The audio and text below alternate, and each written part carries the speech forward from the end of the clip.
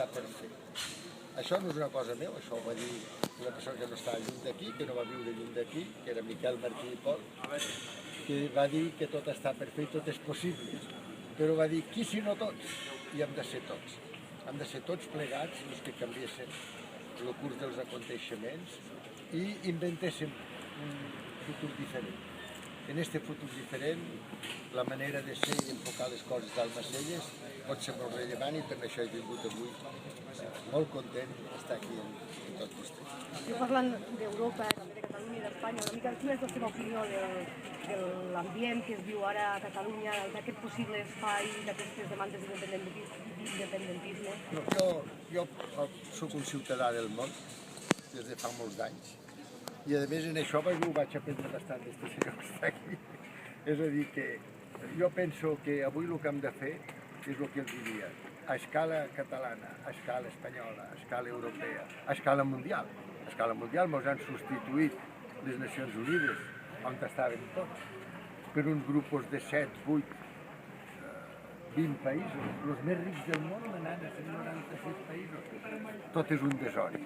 Com dia una familiar meu de Tortosa, fill meu, això és un desori.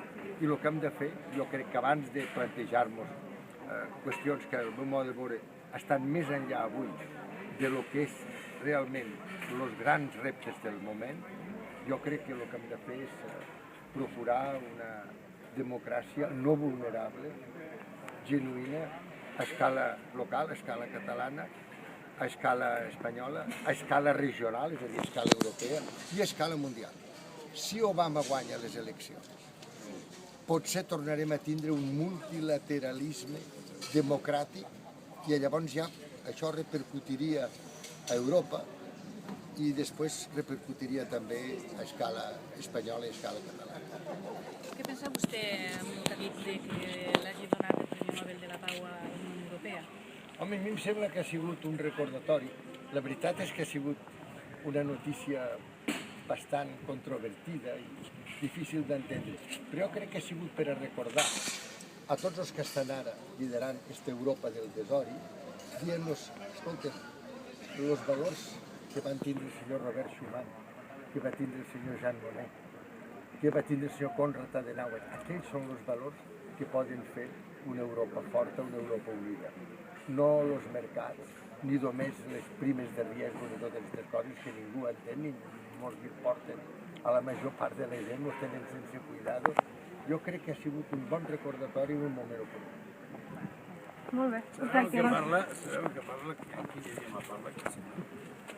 En quin Ni idioma? català, ni castellà. Che collons tortosí. Sí, senyor. Amb Tortosí. I vostè, senyor Maragall, que ens podria comentar una mica l'actualitat catalana, què li sembla aquest procés? Jo ja estic molt passat avui. No tant, home, no tant. Estic fora del camp. Però germà, és